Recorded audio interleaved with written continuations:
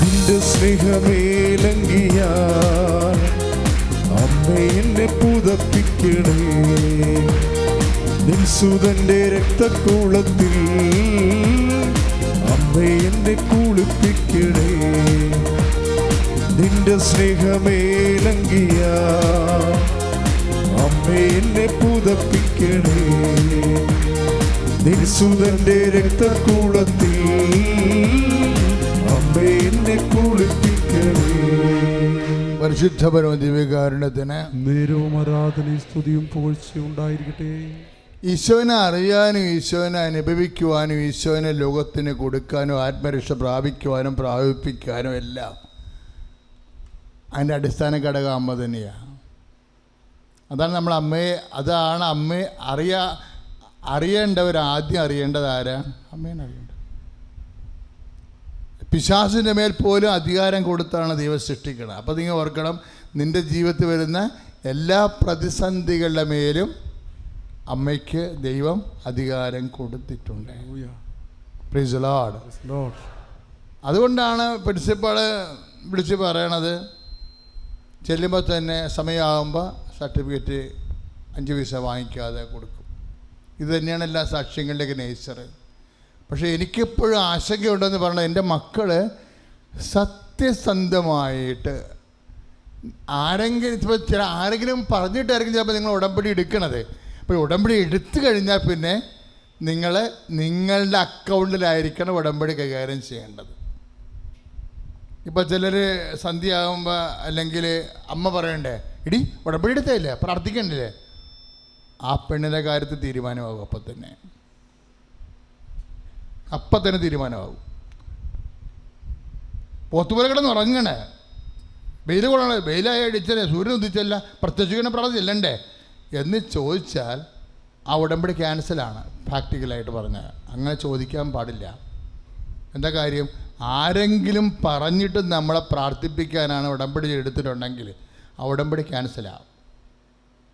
കാര്യം ഇത് നിങ്ങളെ തീക്കൊള്ളി കൊണ്ട് ചുമ്മാ തലച്ചോർക്കരുത്, പഴയ പുഴങ്കളിയും കൊണ്ട് നടക്കരുത്, അതൊക്കെ പണി കിട്ടാൻ സാധ്യതയുണ്ട്.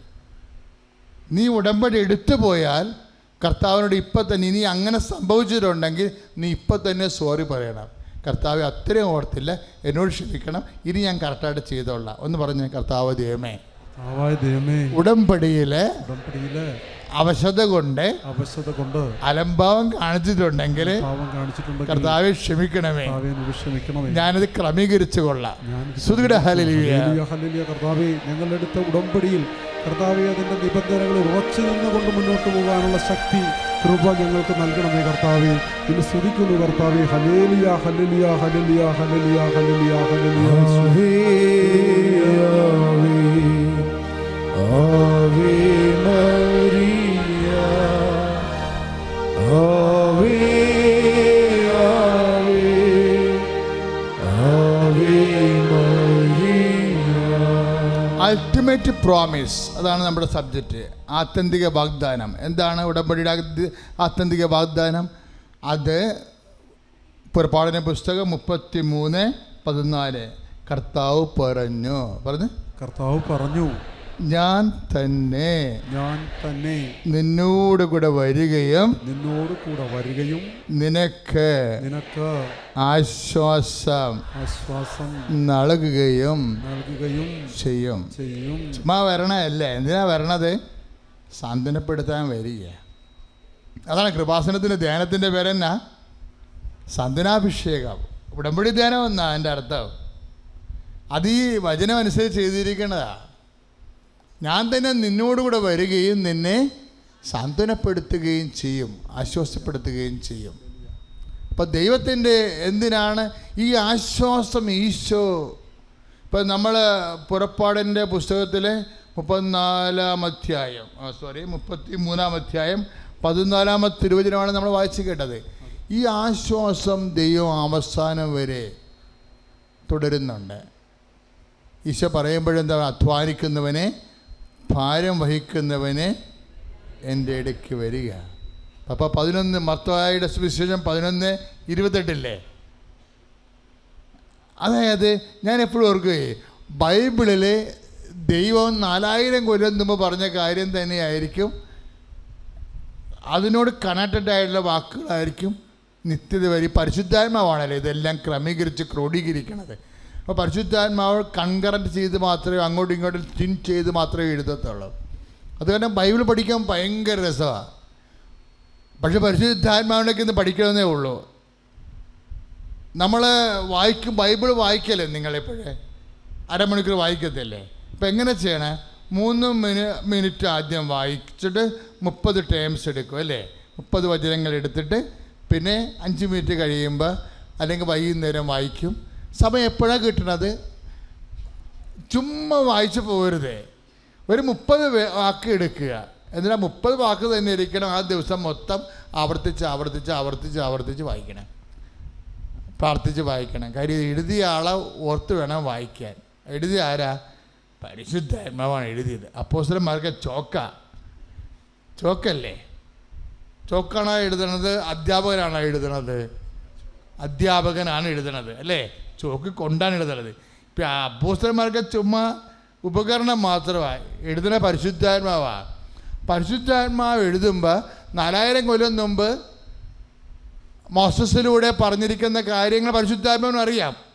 പിന്നെ പത്രോസിലൂടെ പറയുമ്പോൾ മോസസിനോട് പറഞ്ഞ കാര്യങ്ങളോട് കൺകറക്റ്റ് ചെയ്ത് ട്രിം ചെയ്ത വാക്കുകൾ മാത്രമേ പരിശുദ്ധാത്മാവ് പറയത്തുള്ളൂ. അതുകൊണ്ട് വചനം വായിക്കുമ്പോൾ പരിശുദ്ധാത്മാവിൽ നിറയാൻ വേണ്ടി പ്രാർത്ഥിക്കണം. ഒരു പരിശുദ്ധാത്മാവിൻ്റെ പാട്ടൊക്കെ പാടിയിട്ട് വേണം ഇരുന്ന് പാടണം. അവൾക്ക് വട്ട് പിടിച്ചത്, അവൾക്ക് വിചിത്തി കയറിയെന്ന് പറയും. ജനങ്ങൾ പറയട്ടെ, എന്നെയൊക്കെ ആദ്യം പറയുമായിരുന്നു. 10 മൂത്തിരിക്കുകയാണ് വട്ടാളെന്ന് പറയുമായിരുന്നു. എൻ്റെ മുറിയിലൊക്കെ സെമേരി എഴുതി വെക്കുമായിരുന്നു.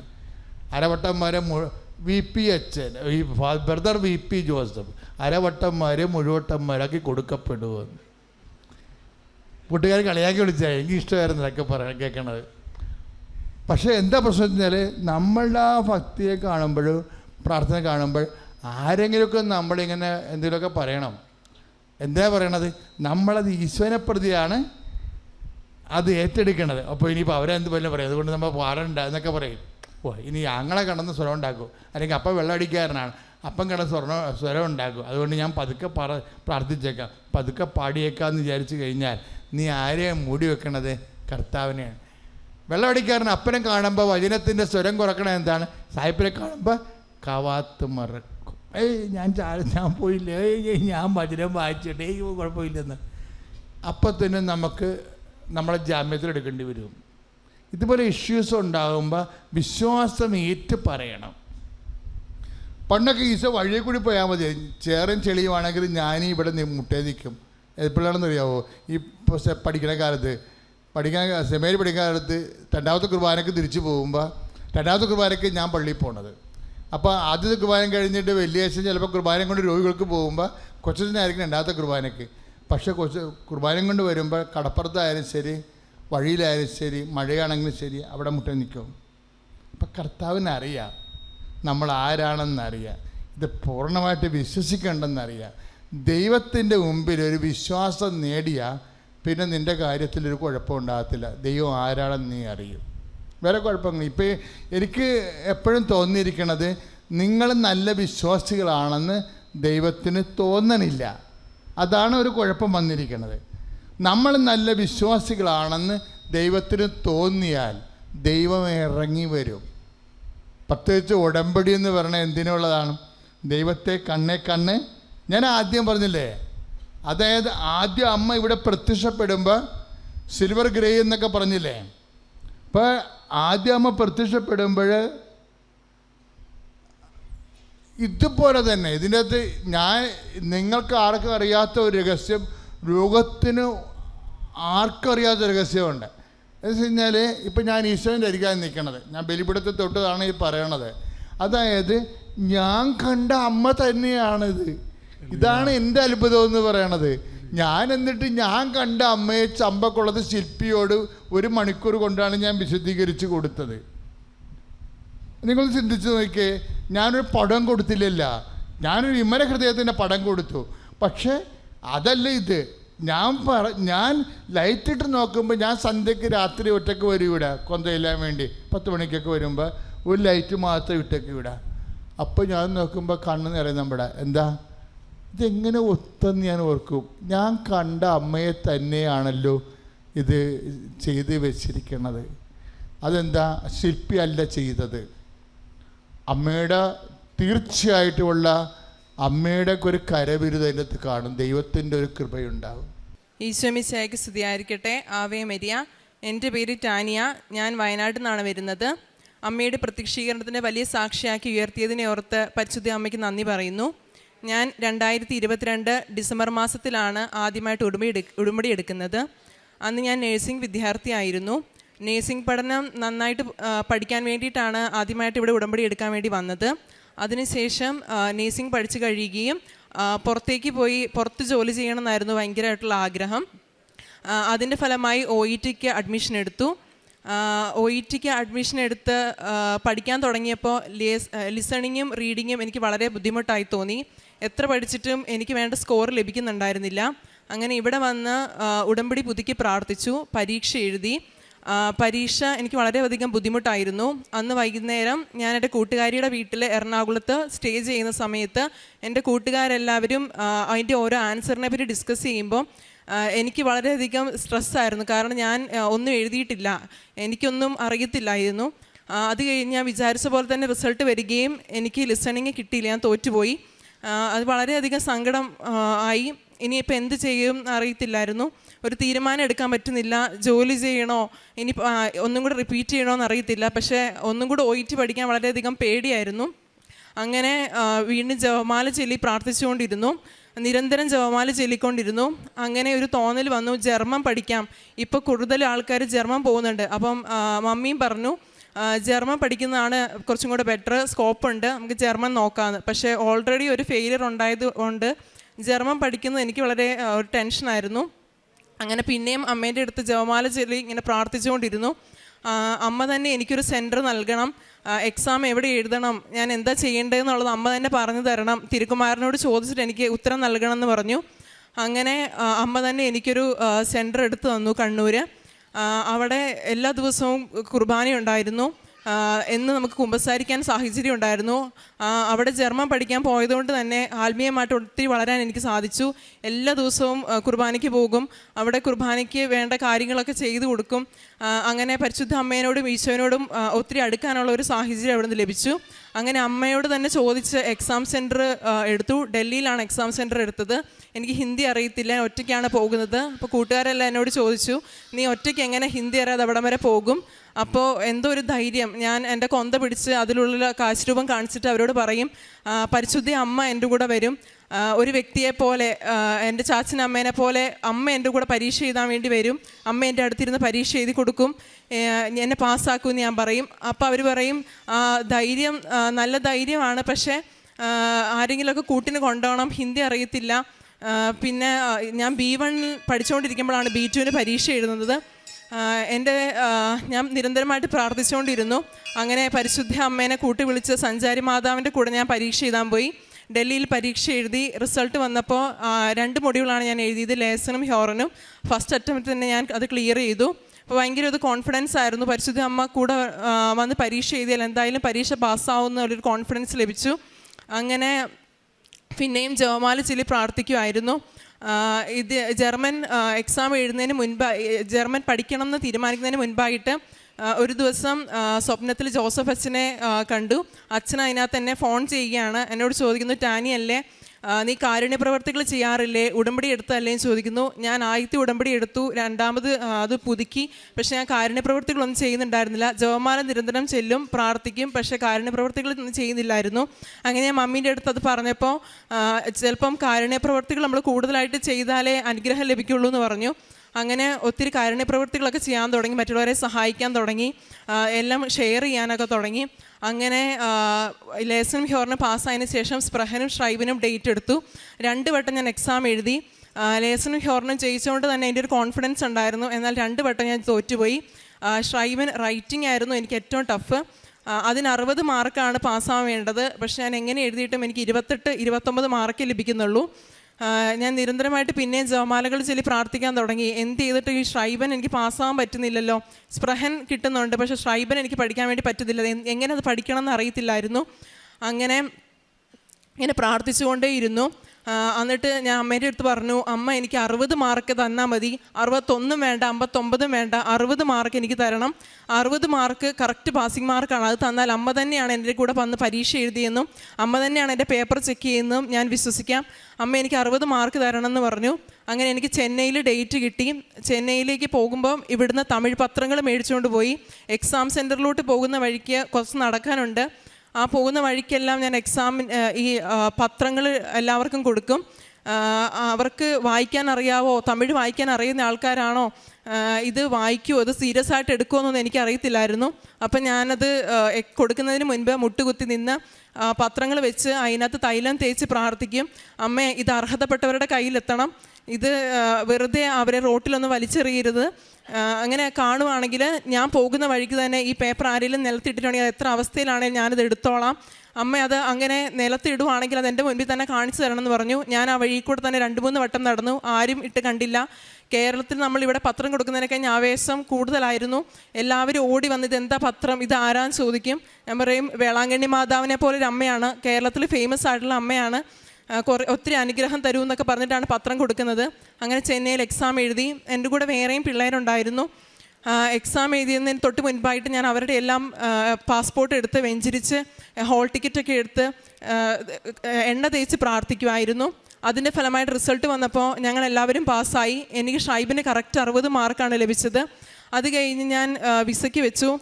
എൻ്റെ മുൻപിൽ വെച്ചവർക്കും പിന്നിൽ വെച്ചവർക്കും വിസ 7 ദിവസം കൊണ്ടും 10 ദിവസം കൊണ്ടും ലഭിച്ചു. പക്ഷേ എൻ്റെ വിസ വരുന്നുണ്ടായിരുന്നില്ല. ഞാൻ ഒത്തിരി പ്രാർത്ഥിച്ചു. അങ്ങനെ ഇവിടെ വന്ന് പിന്നെയും ഉടമ്പടി പുതുക്കി പ്രാർത്ഥിച്ചു. അത് കഴിഞ്ഞ് പിറ്റത്തെ ആഴ്ച ഇവിടെ അഖണ്ഡ ജപമാല റാലി നടപ്പുണ്ടായിരുന്നു. അപ്പോൾ മമ്മി പറഞ്ഞു നമുക്ക് അഖണ്ഡ ജപമാല റാലിയിൽ പങ്കെടുക്കാം. അപ്പോൾ അമ്മ എന്തായാലും ഉത്തരം നൽകും. കുറേ ആൾക്കാർ ഇവിടെ വന്ന് പ്രാർത്ഥിക്കുന്നു, അഖണ്ഡ ജപമാലയിൽ പ്രാർത്ഥിക്കുന്നുണ്ട്, എല്ലാവർക്കും അനുഗ്രഹം ലഭിക്കുന്നുണ്ട്, നമുക്കും പ്രാർത്ഥിക്കാമെന്ന് പറഞ്ഞു. കഴിഞ്ഞ ശനിയാഴ്ച 25-ാം തീയതി ഞങ്ങളിവിടെ വന്ന് അഖണ്ഡ ജപമാല ചൊല്ലി പ്രാർത്ഥിച്ചു.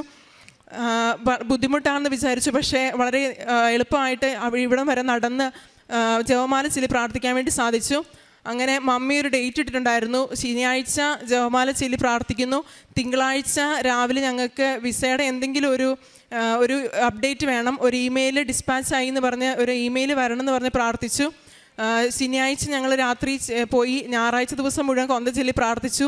തിങ്കളാഴ്ച 10:06 ആയപ്പോഴത്തേക്കും എനിക്ക് മെയിൽ വന്നു വിസ ഡിസ്പാച്ച് ആയിന്ന്. അത്രയും നാളും വരാതിരുന്ന ആ വിസ ഇവിടെ വന്ന് അഖണ്ഡ ജപമാലയിൽ പങ്കെടുത്ത് പ്രാർത്ഥിച്ചതിൻ്റെ ഫലമായിട്ട് മാത്രമാണ് എനിക്കത് ലഭിച്ചത്. അങ്ങനെ എനിക്ക് പുറത്തേക്ക് പോകാൻ, ജർമ്മനിയിലോട്ട് പോകാൻ വേണ്ടി സാധിച്ചു. ഇത്രയും വലിയ അനുഗ്രഹം എനിക്ക് തന്ന അമ്മ മാതാവിനും തിരുക്കുമാരനും നന്ദി പറയുന്നു. കാരുണ്യ പ്രവർത്തികളായിട്ട് ഞങ്ങൾ ചെയ്തുകൊണ്ടിരുന്നത് അവിടെയുള്ള ഓൾഡ് ഏജ് ഹോം, വയനാട്ടിലുള്ള ഓൾഡ് ഏജ് ഹോം സന്ദർശിക്കുകയും അവിടുത്തെ പ്രായ അമ്മച്ചിമാർക്ക് ഇവിടുത്തെ കാശ് രൂപം കൊന്തയിൽ കെട്ടിക്കൊടുക്കും, അവരുടെ അടുത്തിരുന്ന് പത്രം വായിച്ചു കൊടുക്കും. ഇവിടുന്ന് കുറേ പത്രങ്ങൾ കൊണ്ടിട്ട് എല്ലാവർക്കും ഡിസ്ട്രിബ്യൂട്ട് ചെയ്യും. ഇവിടുത്തെ വചനങ്ങൾ, അച്ഛൻ ഈ ഡെയിലി ബ്രെഡിൽ പറയുന്ന വചനങ്ങൾ ഞാൻ ബൈബിളിൽ നിന്ന് എടുത്ത് അത് സ്റ്റാറ്റസ് ഇടും, എല്ലാവർക്കും അയച്ചു കൊടുക്കും. പിന്നെ പ്രാർത്ഥനാ സഹായമായിട്ട് ഓരോരുത്തർ ചോദിക്കുമ്പം അവർക്ക് വേണ്ടി പ്രാർത്ഥിക്കും. എന്നെപ്പോലെ B2 ഒക്കെ പാസ്സാവാൻ വേണ്ടി ഒത്തിരി ബുദ്ധിമുട്ടുന്ന ഒത്തിരി പിള്ളേരുണ്ടായിരുന്നു. അവരൊക്കെ എന്നോട് പ്രാർത്ഥിക്കാൻ വേണ്ടി പറയുമ്പോൾ എല്ലാവർക്കും വേണ്ടി പ്രാർത്ഥിക്കുമായിരുന്നു.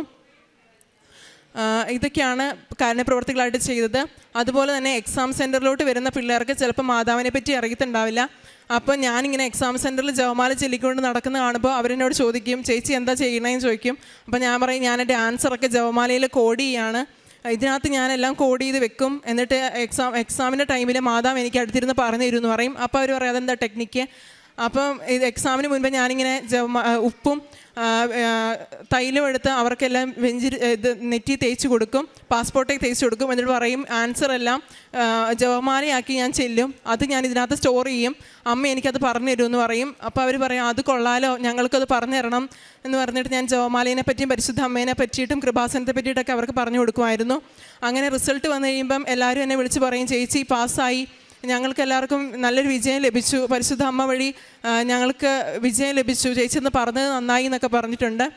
ഇത്രയും വലിയ അനുഗ്രഹം എനിക്ക് എൻ്റെ കുടുംബത്തിന് നൽകിയ പരിശുദ്ധ അമ്മ മാതാവിനും തിരുക്കുമാരനും ഒത്തിരി നന്ദി പറയുന്നു. പരിശുദ്ധ അമ്മയ്ക്കും ഈശോ മിശിഹായ്ക്കും സ്തുതിയായിരിക്കട്ടെ. എൻ്റെ പേര് ടീന, ഞാൻ മൂവാറ്റുപുഴ എന്ന് പറയുന്ന സ്ഥലത്തുനിന്ന് വരികയാണ്. എനിക്ക് കൃപാസനത്തെ പറ്റി ഞാൻ ഈ വഴി ഇങ്ങനെ വന്നിട്ടുള്ള ആളല്ല. എറണാകുളം, എൻ്റെ മമ്മിയുടെ വീട് എറണാകുളം ആണെങ്കിലും ഞാൻ ഈ വഴിയൊന്നും വന്നിട്ടുള്ള ഒരാളല്ല. അപ്പോൾ ഞാൻ അമേരിക്കയിലായിരുന്ന സമയത്ത് അവിടുത്തെ ഒരു സിസ്റ്ററാണ് എന്നോട് പറഞ്ഞത്, ടീന നാട്ടിൽ പോകുമ്പോൾ ഉറപ്പായിട്ടും കൃപാസനം എന്ന് പറഞ്ഞാൽ ഇവിടെ വരണം, അമ്മയുടെ അടുത്ത് പോകണം, കുഞ്ഞിനായിട്ട് പോകണം എന്ന് പറഞ്ഞിരുന്നു. അപ്പോൾ അപ്പോഴും ഞാനത് ഒത്തിരി സീരിയസ്നെസ് കൊടുത്തിരുന്നില്ല. കാരണം ഞാൻ പള്ളി പോകുന്നൊരു വിശ്വാസിയാണ് എങ്കിൽ പോലും എൻ്റെ ചേച്ചി ഒരു സിസ്റ്ററാണ്, എങ്കിലും എനിക്ക് അത്ര വലിയ വിശ്വാസമുള്ള ഒരാളായിരുന്നില്ല. അപ്പം ഞാൻ നാട്ടിൽ വന്നു. കുറച്ച് കഴിഞ്ഞപ്പോഴത്തേക്കും എനിക്ക് സിവിയറായിട്ടുള്ള ഹെഡേക്ക് വരാൻ തുടങ്ങി. അപ്പം അതിന് ഞാൻ പ്രത്യേകിച്ച് ഡോക്ടേഴ്സിനൊന്നും കൺസൾട്ട് ചെയ്തില്ല. ജസ്റ്റ് മെഡിക്കൽ ഷോപ്പിൽ നിന്ന് എന്തെങ്കിലും ഒരു പെയിൻ കില്ലർ വാങ്ങിച്ച് കഴിക്കുകയാണ് ചെയ്തുകൊണ്ടിരുന്നത്.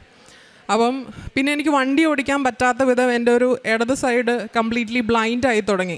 അപ്പോൾ അതെന്താണെന്ന് അറിയാൻ വേണ്ടിയിട്ട് ഞാനൊരു ഒഫ്താൽമോളജിസ്റ്റിനെ കൺസൾട്ട് ചെയ്തപ്പോൾ ഡോക്ടർ എൻ്റെ കണ്ണിൻ്റെ എല്ലാ ടെസ്റ്റുകളും ചെയ്ത് കഴിഞ്ഞിട്ട് ഡോക്ടർ പറഞ്ഞു, ടീന അത് കണ്ണിൻ്റെ പ്രശ്നമല്ല, തൻ്റെ നെർവ്സിനെ എന്തോ ഒരു ഇത് ബാധിച്ചിട്ടുണ്ട്, അതുകൊണ്ടാണ് തനിക്കിങ്ങനെ ഒരു പ്രശ്നം ഉണ്ടായത്, അതുകൊണ്ട് ഒരു ന്യൂറോനെ തന്നെ കൺസൾട്ട് ചെയ്യാൻ പറഞ്ഞു. അപ്പോൾ ഞാൻ ഡോക്ടർ തന്നെ എനിക്കൊരു ഡോക്ടറെ സ്പെസിഫൈ ചെയ്ത് തന്നു. ഞാൻ എന്നിട്ട് ആ ഡോക്ടറെ പോയി കൺസൾട്ട് ചെയ്തപ്പോൾ ഡോക്ടർ പറഞ്ഞു, ടീന MRI എടുത്ത് നോക്കിയാലേ എൻ്റെ എക്സാക്റ്റ് എന്താണെന്ന് അറിയാൻ പറ്റുള്ളൂ എന്ന് പറഞ്ഞു. അങ്ങനെ MRI എടുത്തു കഴിഞ്ഞപ്പോൾ ഡോക്ടർ പറഞ്ഞു, ടീന അതൊരു ബ്രെയിൻ ട്യൂമറാണ്, അത് സർവൈവ് ചെയ്യാൻ പറ്റുന്ന, അല്ലെങ്കിൽ അത് സർജറി ചെയ്താലും റിക്കവർ ആവുന്നൊരു സ്റ്റേജൊക്കെ കഴിഞ്ഞു പോയി. കാരണം മെനിഞ്ചോമ എന്ന് പറയുന്ന 3 സ്റ്റേജസ് ഉണ്ട്. സ്റ്റേജ് 1 ആണെങ്കിലും 2 ആണെങ്കിലും നമുക്ക് ഓപ്പൺ സർജറി അല്ലെങ്കിൽ ഒരു കീ ഹോൾ സർജറി ചെയ്ത് കഴിഞ്ഞാൽ അത് റിക്കവർ ആവും. പക്ഷേ എൻ്റെ 3rd സ്റ്റേജ് ആയിരുന്നു, സ്റ്റേജ് 3 ആണ്. അപ്പോൾ അത് റിക്കവർ ആയാലും ടീനയുടെ ഒരു സൈഡ് കംപ്ലീറ്റ്ലി പാരലൈസ്ഡ് ആയി പോവും, അതല്ലെങ്കിൽ കണ്ണിൻ്റെ കാഴ്ച പൂർണ്ണമായിട്ടും പോവും, അതും അല്ലെങ്കിൽ ടീനയുടെ മെമ്മറി കംപ്ലീറ്റ്ലി ലോസ് ആവും. അതല്ലാതെ വേറൊരു ഓപ്ഷൻ ഇല്ല. സർജറി ചെയ്യാതിരുന്നു കഴിഞ്ഞാൽ ഒരു 2-3 മന്ത്സിനുള്ളിൽ ഡെഡാവും എന്നാണ് ഡോക്ടർ പറഞ്ഞത്.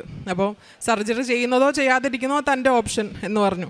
അപ്പോൾ ഞാൻ വിചാരിച്ചു ഏതായാലും നമ്മളെല്ലാം ഒരു ദിവസം മരിച്ചു പോവും, അപ്പോൾ പിന്നെ ഈ ഒരു സർജറി ചെയ്ത് ആ ഒരു പെയിനും കൂടെ സഹിച്ച്, അല്ലെങ്കിൽ തന്നെ വീട്ടിൽ ഞാൻ വന്നു, എൻ്റെ കുഞ്ഞായിട്ട് വന്നു. ഞാൻ അവിടെ നിന്ന് വന്നപ്പോൾ പിന്നെയും വീട്ടുകാർക്കൊരു ബേർഡൻ ആവണ്ട എന്ന് വിചാരിച്ചിട്ട് ഞാൻ സർജറി ചെയ്യുന്നില്ല എന്ന് വിചാരിച്ചിരിക്കുകയായിരുന്നു. അപ്പോൾ എൻ്റെ പപ്പയുടെ സിസ്റ്റർ റിൻസി ആൻറ്റി ഇവിടെ എല്ലാ മാസവും വരികയും ഉടമ്പടി എടുക്കുകയും പ്രാർത്ഥിക്കുകയും ചെയ്യുന്നൊരു വ്യക്തിയാണ്. ആൻറ്റി എന്നോട് പറഞ്ഞു, ടീന നിനക്ക് വിശ്വാസം ഉണ്ടെങ്കിൽ ഞാൻ നിന്നെ ഇവിടെ കൊണ്ടുവരാം, കൃപാസനത്തിലേക്ക് കൊണ്ടുവരാം, നീ പ്രാർത്ഥിച്ചു കഴിഞ്ഞാൽ നിനക്ക് തന്നെ വിശ്വാസം ഉണ്ടെങ്കിൽ നീ ഇതിൽ നിന്ന് രക്ഷപ്പെടും എന്ന് പറഞ്ഞു. അങ്ങനെ ഞാൻ ആദ്യമായിട്ട് ഇവിടെ കഴിഞ്ഞ വർഷം ഓഗസ്റ്റ് മാസം 26-ാം തീയതി ഞാൻ ഇവിടെ വന്ന് രാവിലെ വന്നു, ഉടമ്പടി എടുത്ത് 3 മണി ഏകദേശമായി. എൻ്റെ കുഞ്ഞന്ന് തീരെ പൊടിയാണ്, 1.5 വയസ്സേ ഉള്ളൂ. അപ്പം അവനെയും കൊണ്ട് ഇവിടെ വന്നു, ഞാൻ ഉടമ്പടി എടുത്തു. ഉടമ്പടി എടുക്കുന്നവരെ എനിക്ക് വിശ്വാസം ഉണ്ടായിരുന്നില്ല, അതായിരുന്നു സത്യം. അപ്പോൾ ഉടമ്പടി എടുത്ത് ഞാൻ അച്ഛൻ്റെ ടോക്സ് എല്ലാം കേട്ട് കഴിഞ്ഞപ്പോൾ എനിക്ക് ഒരു വിശ്വാസം വന്നു, ഞാൻ ഓപ്പറേഷൻ ചെയ്താലും ഞാൻ റിക്കവർ ആവും എന്നുള്ളൊരു വിശ്വാസത്തോടെ ഞാൻ ഇവിടുന്ന് പോകുന്നത്. ഞാൻ ഡോക്ടറെ കണ്ടു. ഡോക്ടറെ സർജറി ഫിക്സ് ചെയ്തോളാൻ പറഞ്ഞു. അപ്പോൾ ഡോക്ടർ പറഞ്ഞു, ടീന നമുക്കിത് വെച്ചുകൊണ്ടിരിക്കാൻ പറ്റുന്നൊരു ഇതല്ല, അപ്പോൾ ടീന ഇന്ന് തന്നെ അഡ്മിറ്റ് ആവുകയാണെങ്കിൽ അത്രയും നന്നായിരിക്കും എന്ന് പറഞ്ഞു. ഞാൻ അന്ന് തന്നെ ഹോസ്പിറ്റലിൽ അഡ്മിറ്റായി. നെക്സ്റ്റ് ഡേ ഒരു മൺഡേ ആണ് ഞാൻ ഹോസ്പിറ്റലിൽ അഡ്മിറ്റ് ആവുന്നത്. വെനസ്ഡേ എൻ്റെ സർജറി ഫിക്സ് ചെയ്തു. ജാനുവരി 26-നായിരുന്നു എൻ്റെ സർജറി. അപ്പോൾ ആ സർജറി ചെയ്യുമ്പോഴും ഡോക്ടർ എന്നോട് പറഞ്ഞു, ടീന പൂർണ്ണമായിട്ടൊരു റിക്കവറി ഉണ്ടാവില്ല, എന്തായാലും ഇത് ഓപ്പൺ ചെയ്ത് കഴിഞ്ഞാലേ നമുക്ക് അതിൻ്റെ എക്സാക്ട് പൊസിഷൻ എന്താണെന്ന് അറിയാൻ പറ്റുള്ളൂ. അപ്പോൾ ഏതെങ്കിലും ഒരു വെയിൻ എന്തെങ്കിലും ഒരു ക്ഷതം സംഭവിച്ചു കഴിഞ്ഞാൽ ടീനയ്ക്ക് എന്ത് പറ്റും എന്നുള്ളത് ഇപ്പോൾ പറയാൻ പറ്റില്ല, ആഫ്റ്റർ സർജറി പറയാൻ പറ്റുള്ളൂ. അപ്പോഴും ഞാനത് ഡോക്ടർ എനിക്ക് പറഞ്ഞു, ആരെങ്കിലും കാണാനുണ്ടെങ്കിൽ എല്ലാവരെയും കാണാം. അപ്പോൾ തലേ ദിവസം അച്ഛൻ വന്ന് എനിക്ക് അന്ത്യകൂദാശ വരെ തന്നു. ഈ ഒരു ചെറിയ പ്രായത്തിൽ അന്ത്യകൂദാശ വരെ കിട്ടുന്ന ആദ്യത്തെ വ്യക്തി ആയിരിക്കും എന്ന് എനിക്ക് തോന്നുന്നു, എനിക്കറിയില്ല. അപ്പോൾ എനിവേസ് ഞാൻ മരണം മുന്നിൽ കണ്ടിട്ടാണ് ആ സർജറിക്ക് രാവിലെ എന്നെ 7 മണിക്ക് ഓപ്പറേഷൻ തിയേറ്ററിലോട്ട് കയറ്റി. അപ്പോൾ ഞാൻ ഇവിടുന്ന് കൊണ്ടുപോയ ഉടമ്പടി കാശ് രൂപം എൻ്റെ കയ്യിലുണ്ടായിരുന്നു. അപ്പോൾ ഡോക്ടർ ടോം ജോസ് എന്ന് പറയുന്ന ഡോക്ടറാണ്. ഡോക്ടർ എന്നോട് പറഞ്ഞു, ഡോക്ടറോട് ഞാൻ പറഞ്ഞു, ഡോക്ടറെ എനിക്ക് ആകെ ഒരു റിക്വസ്റ്റേ ഉള്ളൂ, ഈ കാശ് രൂപം ഒന്ന് ഓപ്പറേഷൻ തിയേറ്ററിലും അതുപോലെ വെൻറ്റിലേറ്ററിലായിരിക്കുമല്ലോ ഞാൻ ഓപ്പറേഷൻ കഴിഞ്ഞിട്ട് കിടക്കുന്നത്, അവിടെ ഇതൊന്ന് വെക്കാനുള്ള പെർമിഷൻ എനിക്ക് തരണമെന്ന് പറഞ്ഞു.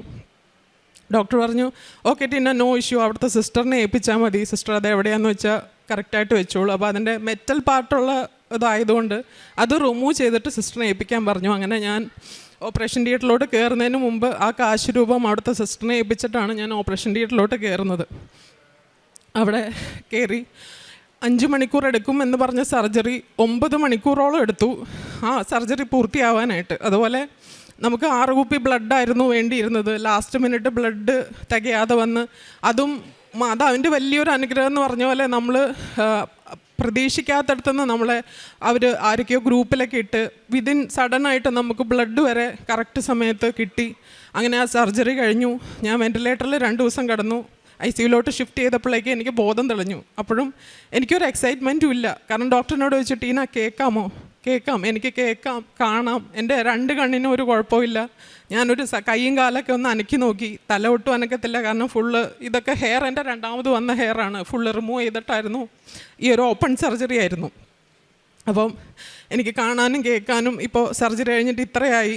എനിക്ക് യാതൊരുവിധ പ്രശ്നങ്ങളും ഇല്ല. അപ്പോൾ ഈ മാതാവിൻ്റെ ഒറ്റ അനുഗ്രഹം കൊണ്ട് മാത്രമാണ്. കാരണം ഈ ഒരു ഇതിൽ നിന്ന് ഞാൻ റിക്കവർ ആവുമെന്ന് ഒരു മനുഷ്യൻ, ഞാൻ 3 ഹോസ്പിറ്റലിൽ ഞാൻ കാണിച്ചിരുന്നു. കാരണം എനിക്ക് സെക്കൻഡ് ഒപ്പീനിയൻ എന്നുള്ള നിലയിൽ ഞാൻ US ഉൾപ്പെടെ ഹോസ്പിറ്റലിൽ ഞാൻ കാണിച്ചതാണ്. അവരെല്ലാം പറഞ്ഞത് ടീന സ്റ്റേജ് കഴിഞ്ഞു പോയി, അതുകൊണ്ട് ഈ ഒരു സ്റ്റേജിലോട്ട് നമുക്ക് സർജറി ചെയ്യാമെന്ന് മാത്രമേ ഒരു ഓപ്ഷനേ ഉള്ളൂ, പക്ഷേ റിക്കവറി 100% ഉണ്ടാവില്ല എന്ന് പറഞ്ഞു. ആ ഒരവസ്ഥയിൽ നിന്ന് ഞാനിവിടെ വണ്ടി ഓടിച്ച് വന്ന് ഇവിടെ നിങ്ങളുടെ മുമ്പിൽ സാക്ഷ്യം പറയാൻ പറ്റുന്നുണ്ടെങ്കിൽ അത് പരിശുദ്ധ അമ്മയുടെ അനുഗ്രഹം കൊണ്ട് മാത്രമാണ് ഞാനിപ്പോൾ നിങ്ങളുടെ മുമ്പിൽ നിൽക്കുന്നത്. ഞാനൊരു എയർ ഹോസ്റ്റസ് ആയിരുന്നു, ഇൻഡിഗോ എയർലൈൻസിലെ ക്രൂ ആയിരുന്നു.